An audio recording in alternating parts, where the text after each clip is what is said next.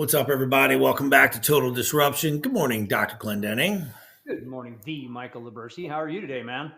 I'm pretty awesome, man. Can't wait to get on our soapbox here and blast off. I miss when we don't do this show because I just roll around and almost don't want to say anything until I have a microphone in front of me so I can just let it rip.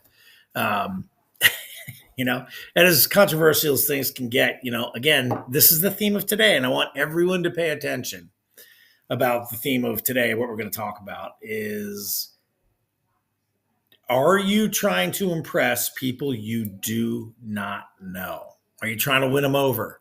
Or are you trying to get closer to people you want to know? And we closed our last episode with talking about all the layoffs and kind of people getting their stuff squared away to try to get reemployed. And you brought up a good point about posting on social media and how crazy you want to be and how sort of polaric you want to get on anything.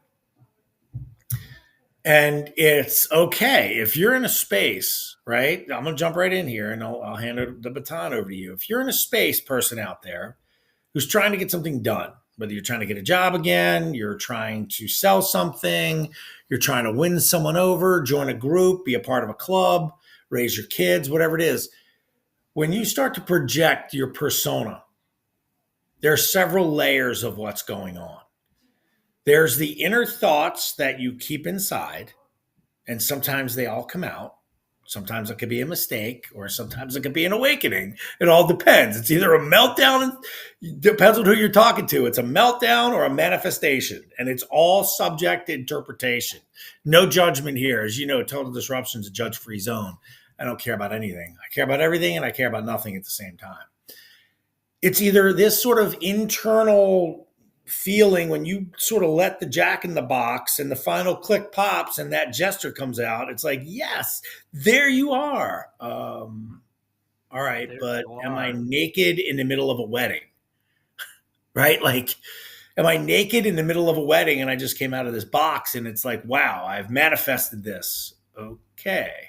You can either cower, stand strong, and walk out, or start singing a song. So when we talk about people, be careful on what you want to do. It's either you're working your way towards or you're going to repel.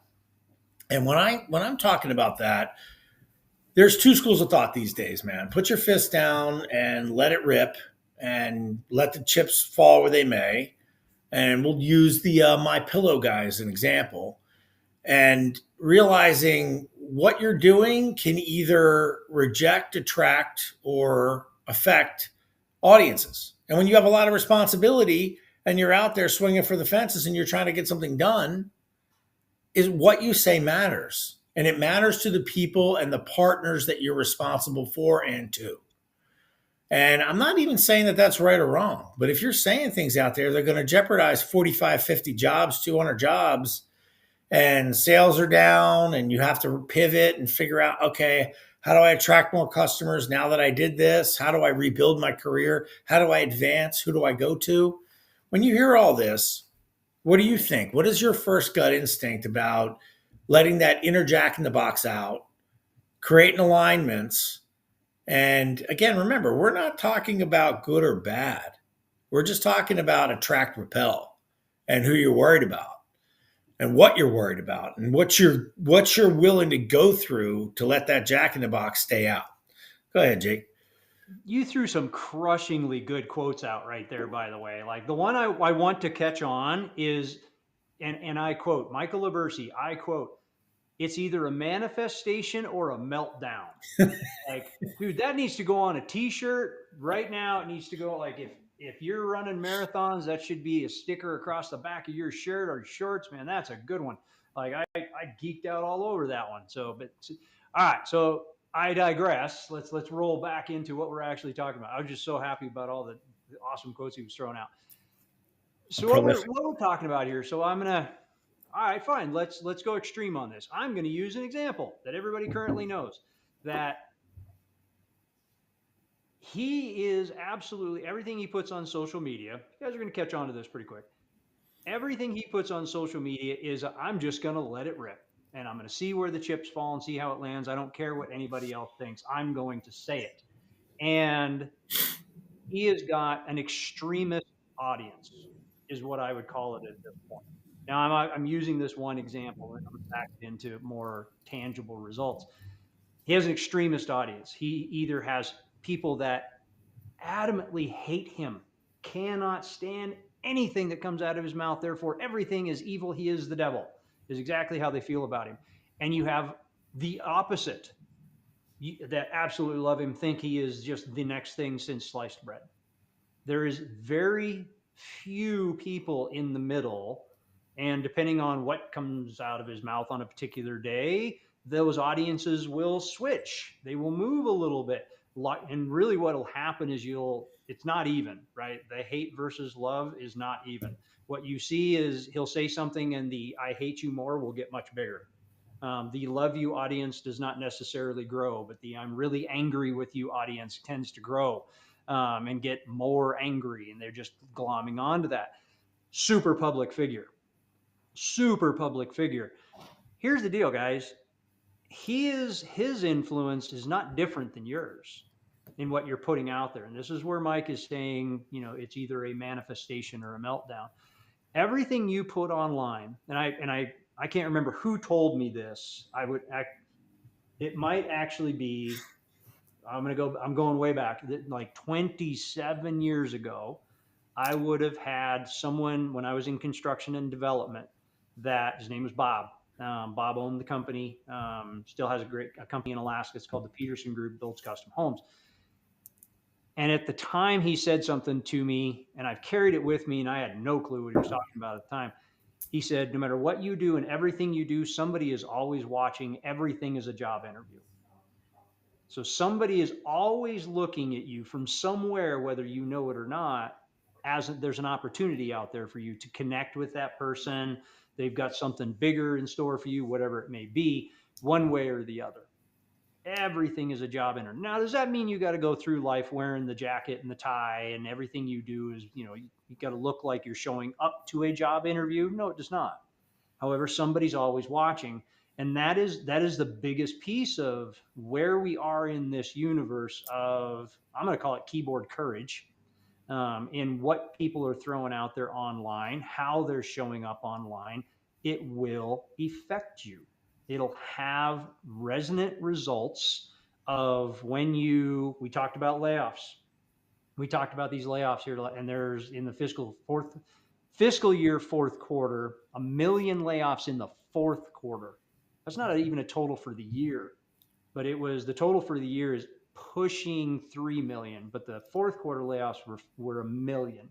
So there's approximately 2.5 million-ish people out there right now that somebody's looking at their social media profiles. Somebody is looking at them online and saying, who's Jake? Who's Mike? Is that somebody that I want to be in business with? What have they said? They are judging you based on what you're putting online. Now, if you're 100% cool with all the stuff that you put out there, now this is where we're going to come back to, are you trying to attract people you don't know, or who are you trying to attract? So let's talk about, in this context, there is a desire to chase views. There's a desire to chase views. Guilty. Been caught up in that before, as I look at that as one of the metrics of where we're going. Okay, our viewership went up. Are you chasing virality? Are you looking for that particular number, and how is that going to affect you? Because it's gonna, depending on the content you're putting out. Now, it could be that all you need is an audience of 50 people. All you need is an audience of 50 people. It might just be your family. You're using social media for its original purpose of being able to connect and send pictures of the family, what's going on at the football game, whatever. You're doing something super nominal, and you don't necessarily have an opinion or an affiliation online. Well, you're going to be, I wouldn't say you're still neutral. And I want you to think about, how are you being judged there? Like if all of a sudden you get laid off, or your current business falters and tanks, because guess what? It happens. Businesses open, businesses close all the time. Somebody's going to look at you. Is that somebody I want to work with? Oh, well, they don't exist online. That's one set of judgment. The other one is, okay, well, they don't have a negative opinion about anything online. That's a judgment. Or it could simply be, I want them to have an opinion online. There's going to be that weirdness that's going to occur. So you've got to decide, like, why? What's the purpose of what I'm sharing? What's the purpose of what I'm putting on there? Who's my audience? Who do I want to connect with? And this is so unbelievably critically important, not only if you're an entrepreneur, but as somebody that's a 9 to 5er, of what am I putting out there? If you're an extremist follower of the dude I was talking about in the beginning, somebody's going to look at that. If you get laid off and you got to go look for a job, they're going to ask about your political affiliations. Right. They shouldn't, but they're going to judge you based on it. But that might not be a bad thing. That It might be may or a may not positive be a thing. bad thing. That's That could just be an what we're alignment. saying. But you've got to be cool with it. Like, Right. you got to know who your audience is, and you got to go, all right, I'm okay with saying what I'm saying about this one particular topic. I'll put it to you. And we generally try not to push politics here, but you just got to be cool with it. What, Mike? So let's say you're in the middle of New York City. You're in Times Square. You're whatever, bought by the tree. And all of a sudden you start to stand on an elevated platform and screaming things, right? Just start screaming things about your beliefs. And you're going, hey, blah, blah, blah, blah, blah, blah. And I'm sure if you ever go to Yankee Stadium in the Bronx, there's these guys that walk around with these old school CB handles with the sandwich boards attached to a megaphone. And they have a CB thing attached to a megaphone, and they just pray. They just they say these prayers, and Jesus is coming, and the world's this and that. Are they? I don't see always a whole lot of people when they're in person doing that, right? Like maybe the audience sample size isn't big enough. Those people tend to not have a believing crowd around them because of their delivery methods. Now, if they were maybe in a different setting, they might have a crowd around them. When you're doing that on social media, it's much the same thing. The only thing about social media now is your audience is, instead of 5,000 people around you, now there's 5 billion people. It's the whole world. But that is essentially when you start to promote your stuff, that's exactly what you're doing. You're getting on a soapbox.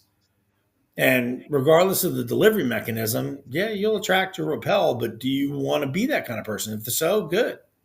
So I got this great story. I was watching this movie. I can't remember what movie it was. And this goes right in line with attract repel. And it was totally in like an obscure scene. This is the best. And I don't know why this hit me so hard, but it was in like Jerusalem, right? In the area in that area. It was like back in the Roman Empire days.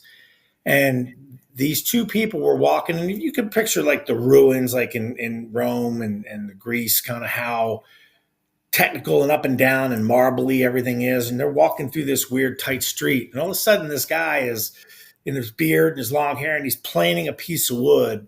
And he stops and turns, and he's in this, like underneath this set of stairs in an archway, like just obscured down below, almost like he's building a kitchen table and going to bring it inside. And he goes, praise the word of the Lord. He will come and be the savior. He stopped being a carpenter, started to spout out like this sort of, and then as these two people were walking by, and you heard this guy doing this, and as they kept walking by, he started to spout this scripture-y type stuff, and then all of a sudden kind of goes back to playing in the table. Well, that was a small example of the time period of Jesus. So you, in that frame of reference, you're like, this guy's a carpenter. What's all this? And this isn't a pro-Jesus thing. This is just saying one of the most influential human beings on the planet. I don't care if you're of the faith or not. That dude is one of the most influential people on the planet. That movie depicting him kind of stopping what he was doing. I don't know if that's how it happened. Like I'm sure he probably sat down. We weren't there. We can't know. We can't know, but just the ideology of that. I don't know whether it's for or against him, but just to think of that transformative frame of movie there, and you're like, whoa, wait a minute. He was a carpenter. This guy was a regular dude being a carpenter and then made this change. and it clearly divided and attracted. And Mm-hmm. again, this isn't a religious. I'm going to keep repeating myself, but this isn't like No, a it's pro. it makes a solid But point think about that. of that attraction How piece. many carpenters today have you met? How many, we'll call them regular people, have you met that have become a transforming polaric person that never murdered anybody or never, again, the guy's spreading a voice of good ultimately. But how many transformative people went from being X to Y and they were in a non-influential position? I mean, these are just really, that visual is something to think about when you're making that transformation. Well, So there's a here's an key interesting element, point and of that one too, is I got to find that movie. at no point, if we go back and we're thinking, thinking about Christ, at no point was it his intention to have everybody follow him. And it wasn't like he profited from it. Right. It wasn't like things ended super well. Yeah, buy my book here. No, It's called The no, Bible. Here, that sell this. It'll wasn't his change your point. life. He wasn't doing it for popularity's sake. He was doing it because that was his absolute adamant belief. This is what it absolutely is. I know this is the truth. I know this is the direction that we're going. And follow me, don't follow me. Like he was totally cool with it. Follow me, don't follow me. I know where I'm going. He knew where he was going the whole time. Let's get really clear about that. Is he knew where he was going. He knew what the end was. He got put on this earth for that purpose. All the story, you know the story. But it wasn't that it was literally here's where I'm going. Follow me, don't follow me. I'm okay with it. So that's where you've got to kind of get there. You got to take that example of here's my message. Here's the people that are going to be attracted to me, and I'm fine with that. I don't need to attract everybody. That's not what I'm here to do. I'm going to attract the people that I attract, and that's the message that I have. So I mean, we go back into that. Like there's one of my most hated questions in coaching and marketing in the beginning when somebody shows up, and we get asked this when we interview new people too for different parts of the business, is someone will ask you this question. There's a better way out there to ask this question, but I hate this one. Who is your ideal client? Who's your perfect client? I hate that question. So why? It's gross. It does have, I mean, sure, it's got some basis. It should say what audience are you trying to attract? That might be a better way to ask it. What audience are you trying to attract? Because it's a little more broad.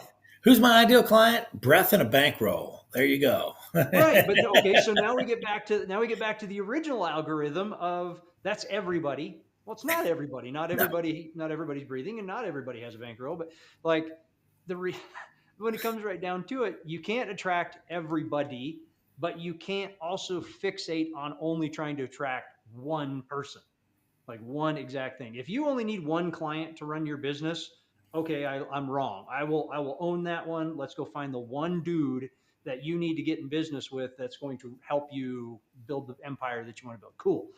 But there's no perfect avatar. Mike and I are not the same person, plain and simple. You could not, even though we're on the same show all the time and we spend a ridiculous amount of time on the phone talking about different aspects of how we're going to grow, like you could not put out a piece of content or marketing or advertising that is going to speak to both of us in the same way. It is not possible. It cannot be done. Even though we may both want the same product, the same service, you're not going to put out a piece of marketing that is your perfect avatar for either one of us. It's not plausible. So like, just think about like, I know we're kind of way off the rails here, but I guess before I go forward with that, like we want to tell everybody again is if you want to get on here and talk about your business, you want to have a conversation with Mike and I about 10 15 minutes about, hey, this is what's going on, can you guys help me walk down this road a little bit, kind of a micro battleground, not 12 weeks but about 15 minutes of it. We would love to have you have the conversation with us. Get us at total-disruption.com. I would love for you to DM us on every and all social medias, and you should subscribe, like, and rate the show, by the way. You can find us everywhere, but we'd love to have the conversation with you. Reach out to us. Like we want to talk to the audience. We want to hear your feedback about what's going on. And maybe we've got a little bit of something that can help you move that ball down the field a little bit. I covered all, Mike. Yeah, you did. So let me flash back to that movie scene real quick. That scene was inconsequential to the plot of the movie. That was like literally a 15, 30-second, and the movie had nothing to do with that. It had nothing to do with any of that. These two actors, whoever they were, they happened to be scrolling through the city. That was completely unrelated to the movie. It was like Pompeii blowing up or something. I can't remember what it was. I'm definitely going to find it. But to my point, when you're working your way through trying to find your identity, when you're working your way trying to look at who you're going to attract, repel, you can't worry about that. What you have to do is you have to say, what impact am I trying to make here? By making these statements, by bringing this awareness to people, what do I want to have happen? What, awareness? Okay, great. Awareness. How much energy can you really put out there for just awareness, awareness, awareness, awareness? Missing one key piece: action. Now, action can be dangerous depending on awareness, action, and intent, right? You don't want people going off the rails, blowing themselves up, doing stuff, right? That's extreme in certain cases. But when it comes to the general parameters of business and when it comes to the general parameters of life and trying to impact human beings in a positive way, and our textbook definition of positive, not positive in your warped sense of mind, whoever you are out there, in a positive way, it's that intent with the idea of what is this going to be used for. There's in all, we'll talk about religion, in all religions, there's practices, there's principles, there's things that can benefit. And a lot of them are very similar across the sort of the towels of the thread, TAO, the thread of these religions. Same thing can be happening in messaging. The same thing can be happening in trying to find your identity on social media. The same thing can be happening when you're trying to be who you are out in the world. And again, the manifestation of the meltdown, right? What do you want people to do, right? Like our mission is basically turning entrepreneurs into authorities, taking somebody or a human being from A to Z, right? Like we want people to become an authority in their own life. We want to be able to help them manage their life, manage their systems, manage their schedules, be happier, be more productive, right? Check the boxes. Struggling, let's figure it out quickly and effectively. Let's expand, right? Let's expound. Let's use information for the purposes of good and manifestation. And let's get away from bad practices, right? So that's kind of our mission as we identify ourselves through there. And we create a strategic alignments. And all of our messaging, you'll always see it. There's the backbone. That's what we're trying to do here. Well, And when you're the out there only trying word to, you didn't throw out is consistency all right, in the consistency. You're right. messaging. Like that, like I agree with everything you said there. And consistency is being consistent in your message. We've got a lot of friends that you can follow them too. Like one of our friends was on Battleground, Melissa Hughes. If you follow her on Instagram, incredibly consistent in her every video looks about the same. The message is about the same. There's nothing new in it. She got mountains of them, but it's consistency, right? It's consistency. So Steve Ramona, one of our friends, super consistent. Great connector. One of his pieces is, who can I help today? That's his biggest. He gets up every day. Who can I help today? In what way? Who can I connect? So like he knows his purpose. He knows where he's going. He knows what he's doing. So that's what you got to know. What's the intention of what I want to do, where I want to go, and how am I consistently messaging that? Like it can't be a one and done video that you're trying to go viral with. But you also have to be authentic in what you're doing in all of your messaging, whether it's going to come from your email marketing, because people are going to see through that. Here's the other thing is, if you're your kid's soccer game and you behave a certain way on the sidelines, people are going to expect you to behave that way on social media or vice versa. Or they're going to see you, if you're two different versions of yourself in digital and in real, people are going to find it. You Well, don't really know it. you can say, hey, this is my public persona, like Howard Stern happened to say. But that takes a lot of crafting and a lot of guts and a lot of what. That's a different, and it takes a lot of work.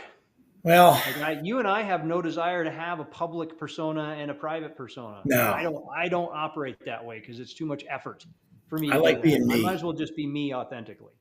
Well, speaking of being authentic, we are authentically out of time. So thanks for tuning in, everybody. This has been your episode of Total Disruption. Find us on social media. Tune in next time. For Dr. Clendenning, I'm Mike Libercci. Now it's your turn. Disrupt.